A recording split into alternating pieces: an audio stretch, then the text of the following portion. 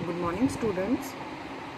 As continuation हमारा chapter 9 चल रहा है जर्नल का, जिसमें हमने क्वेश्चन नंबर 11 देखा था लास्ट सैटरडे, जिसमें हमने कल उस दिन न्यू टॉपिक पढ़ा था। कौन सा? Opening entry. ओपनिंग एंट्री क्या था हमारा टॉपिक कि जैसे ही हमारा ईयर एंडिंग होगा, हमें नेक्स्ट डे मीन्स 1 अप्रैल ऑनवर्ड्स न्यू ओपनिंग करनी होती है हमारी बुक्स की। सारी बुक्स को क्लोज डाउन करके उसके बाद जो भी बैलेंसेस बचते हैं हम उसको क्या करते हैं, ओपनिंग एंट्री पास करते हैं। डेबिट बैलेंस को डेबिट में रख के, क्रेडिट बैलेंस को क्रेडिट साइड रख के। ठीक है, तो ये क्वेश्चन मैंने आपको कराया था। इसके अंदर मैंने आपको 2 एंट्रीज लेफ्ट कराई थी जो हम आज देखेंगे। उन दोनों एंट्रीज में 2 नए टॉपिक हैं जो आपको बताने हैं। ठीक है, तो अभी देखिए इसमें को हमारा जो अप्रैल 27 और 28 था रिमेनिंग, उसमें देखिए फर्स्ट केस की बात करते हैं। पहले 11 थे 27 अप्रैल। Cheque of Sohan return by bank as dishonoured. पहले हम टर्म की बात करेंगे, फिर हम एंट्री की बात करेंगे। ठीक है, cheque of Sohan return by the bank as dishonoured. ठीक है, इसके बाद हमारा रिसीव होना था अमाउंट दिनेश से, ये भी डेटर है हमारा। Was declared insolvent and a payment of 60 पैसा received in a rupee received from his state. एक वर्ड हमें बात करनी है इंसॉल्वेंट की। ठीक है, पहले हम ये डिसऑनर्ड और इंसॉल्वेंट की बात करेंगे, इसके बाद हम ये दोनों एंट्रीज करेंगे।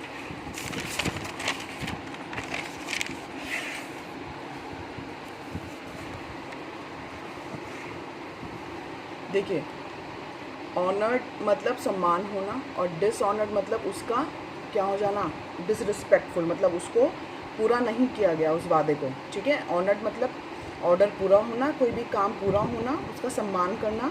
और डिसऑनर मतलब डिसरिस्पेक्ट। ठीक है, तो इस केस में डिसऑनर मतलब जब बैंक के केस में डिसऑनर की बात होगी तो कैसे होगी। देखिए, आपके पास मान लेते हैं कोई बैंक है ए,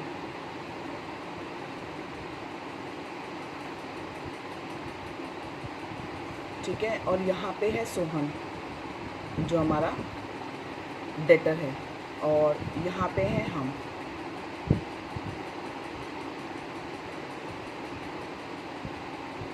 ठीक है, मैंने वर्ड यूज़ कर लिया मी। तो आपने जो चेक इशू किया, ठीक है, वो चेक क्या होगा, सोहन ने मुझे चेक दिया पैसों का, ठीक है, 8000 रुपीज़ का। तो जो चेक उसने इशू किया हमें, वो चेक हम लेके क्या करेंगे, बैंक के पास जाएंगे और बैंक को मतलब सोहन के बैंक से अमाउंट रिसीव होगा और वो अमाउंट कहाँ आ जाएगा, हमारे बैंक में। तो जो चेक सोहन ने इशू किया उस चेक पे मेंशन है कि वो पैसा क्या कर दिया जाए, हमें दे दिया जाए। ठीक है, तो ये ऑर्डर किसको है, बैंक को। अब जब हम चेक लेके बैंक के पास गए कि सोहन के चेक के अगेंस्ट हमें पैसा मिल जाए, ठीक है, रिसीव होना चाहिए था, बट हुआ क्या, सोहन को किसी रीज़न से मान लेते हैं आइडिया नहीं था कि उसके अकाउंट में बैलेंस कम है या उस चेक के अमाउंट के बराबर नहीं है। मान लेते हैं चेक कितने का था हमारा, 8000 रुपीज़ का, और उसके अकाउंट में अमाउंट था 6000 रुपीज़। ठीक है, तो उसके अकाउंट में जब 6000 था तो इस चेक के अगेंस्ट 8000 के चेक के अगेंस्ट मुझे 8000 नहीं मिल पाएंगे। तो बैंक ने क्या बोला, cheque is dishonoured because Sohan has no equivalent balance according to their account balance. ठीक है, उसके जो चेक के अकॉर्डिंग जो बैलेंस होना चाहिए था अकाउंट में वो नहीं है। तो वो चेक क्या हो जाएगा, जो चेक इशू किया जाता है उस चेक को कट कर दिया जाएगा और वो चेक क्या कर दिया जाएगा, सोहन को रिटर्न कर दिया जाएगा। आपसे वो चेक ले लेंगे और वो चेक रिटर्न कर देंगे सोहन को। तो इस केस में जो डिसऑनर की बात होगी वो क्या हुआ, जो चेक आपको मिला था मीन्स सोहन का अकाउंट आपने क्लोज कर दिया चेक मिलने के कारण, बट जब बैंक के पास आप लेके गए तो आपको अमाउंट तो मिला नहीं उस चेक के अगेंस्ट। तो बात क्या हुई कि वो चेक आपके लिए क्या हो गया है, डिसऑनर।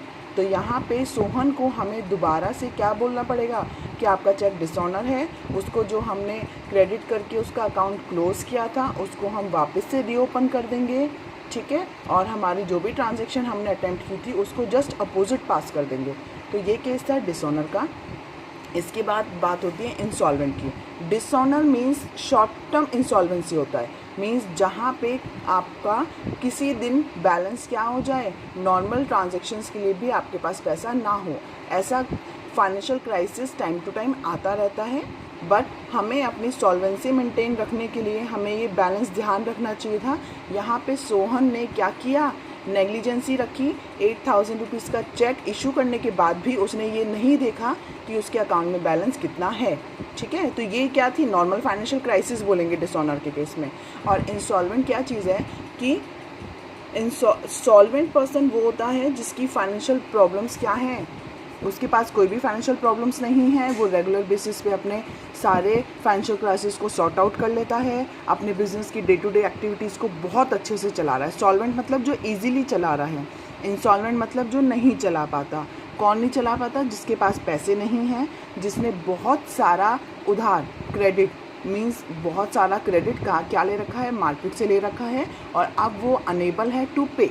ठीक है, ये मतलब फाइनली क्या है, आगे पे कर ही नहीं सकता, क्योंकि इसका बिज़नेस क्या है, लॉसेस में जा रहा है, या फिर उसके पास जो लोन अमाउंट है वो इतने ज़्यादा बढ़ गए हैं कि वो उनको पे आउट नहीं कर पा रहा है। तो ऐसे केसेस में पर्सन क्या हो जाता है, इंसॉल्वेंट, कि वो अब किसी का पैसा नहीं चुका सकता, अपना बिजनेस नहीं चला सकता।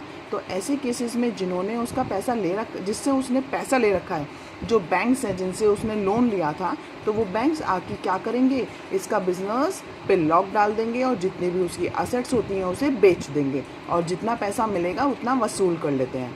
ठीक है, तो वो होता है ना जो वार्निंग्स देते हैं और अमाउंट रिसीव करने जाते हैं, और अगर आपने अमाउंट पे नहीं किया होता तो आपकी असेट को सील कर देते हैं या आपकी असेट ले जाएंगे। ऐसे केसेस मींस कौन से होते हैं, इंसॉल्वेंट, कि मतलब आप बैंक का पैसा नहीं चुका पाए ऑन टाइम, तो बैंक आपको अल्टीमेट्स देता है बट आप उसको भी फुलफिल नहीं कर पाए। तो ऐसे केसेस में जितना भी उधार आपके ऊपर होता है, तो आपकी सारी असेट को चुकाने के बाद सबके टोटल उधार के प्रपोर्शन में जितना अमाउंट निकल के आता है, तो सबको थोड़ा थोड़ा मिल जाता है। जो अमाउंट नहीं मिलता उसको बोलते हैं बैड डेट्स। ठीक है, जो अमाउंट हमें मिलना था और जो हमें रिसीव नहीं होता, वो हमारी बुक्स के अंदर हम वर्ड यूज़ करते हैं बैड डेट। डेट मतलब उधार जो क्या हो गया, बेकार हो गया। ठीक है, जिसके अगेंस्ट हमें पैसा नहीं मिलेगा। तो ये हमारी दो टर्म्स थी। डिसऑनर मतलब सिर्फ छोटी सी ट्रांजैक्शन के बीच में हमें चेक के अगेंस्ट पैसा नहीं मिला, तो हम सोहन को दोबारा इन्फॉर्म कर देंगे कि सोहन तुम्हारा चेक कैंसिल हो गया है, हमें हमारा पैसा चाहिए, तो प्लीज़ दोबारा से आप उसका प्रोसीजर फॉलो करो, जो भी आपको जैसे भी देना है। इंसॉल्वेंट का केस क्या होता है कि आपका बिजनेस बंद हो जाएगा और जो भी आपके स्टेट, आपकी जितनी भी प्रॉपर्टी है उसको बेच के जो भी पैसा मिलेगा उसे लोगों में बांट दिया जाएगा। तो बांटने के बाद भी अगर कुछ अमाउंट रह जाता है तो वो हम अपनी बुक्स में क्या शो करेंगे, बैड डेट्स। ठीक है, तो देखिए हम बात करते हैं सोहन की। सोहन की फर्स्ट ट्रांजैक्शन हमारी बुक्स में कौन सी दी हुई है कि वो 12,000 रुपीज़ का हमारे पास क्या है, डेटर। तो वो ट्रांजैक्शन क्या हुई होगी, वो ट्रांजैक्शन क्या बोल रहे हैं आपको कि उसने 2011 में या 2012 31 मार्च तक उसने क्या किया होगा, उसको सेल किया गया होगा गुड्स 12,000 रुपीज़ का। तो वो हमारी बुक्स में क्या बन गया, डेटर। तो जिसका आपके पास बैलेंस आया था 12,000 of as a debtor balance. ठीक है, उसके बाद हमारे पास एक एंट्री आई थी बुक के अंदर ही, bank account debit to Sohan. Sohan से हमने क्या हुआ, हमें चेक रिसीव हुआ था 4,000 रुपये का। इसने ये अमाउंट डायरेक्टली हमारे बैंक में डिपॉजिट करा दिया था और 8,000 रुपये के लिए उसने चेक दिया था। तो 12,000 के अगेंस्ट सोहन को हमने क्या किया था, डेबिट। तो देखिए अकाउंट किस तरीके से बनेगा। सोहन क्या है, अकाउंट हमने रखा डेबिट और क्रेडिट। ये अकाउंट में आपको अभी हमारे पास ये पूरा चैप्टर आएगा, सिर्फ ये मैं आपको इसलिए बता रही हूँ कि किस तरीके से हमें अकाउंट बनाना होता है और हमें कैसे पता लगता है कि ये बैलेंस रह गया और ये नहीं हमारा पोस्ट हुआ है। ठीक है, तो इसलिए अभी देखिए सोहन हमारी फर्स्ट एंट्री में क्या हुआ है, डेबिट। तो जो अकाउंट हम बना रहे हैं उस अकाउंट का अगर बैलेंस डेबिट हुआ है तो उसको डेबिट साइड लिखेंगे, अगर वो क्रेडिट हुआ है पर्टिकुलर अकाउंट तो उसको क्रेडिट साइड लेके जाएंगे। ठीक है, तो सोहन यहाँ पे क्या हुआ है, डेबिट। तो आप सोहन की डेबिट साइड में क्या बताएंगे, टू सेल्स। ठीक है, दूसरा अकाउंट अफेक्ट हुआ है टू सेल्स। 12,000 रुपये से सोहन हमारा डेटर बन गया। सोहन से हमें 4,000 रुपये रिसीव हुए थे, तो उस एंट्री में सोहन को हमने क्रेडिट कर दिया और यहाँ पे भी हमने क्रेडिट कर दिया। ठीक है, तो 8,000 यहाँ और 4,000 यहाँ किससे हुए हैं, बैंक के नेम से। तो बैंक का नेम यहाँ आ जाएगा, बाय बैंक 4,000, बाय बैंक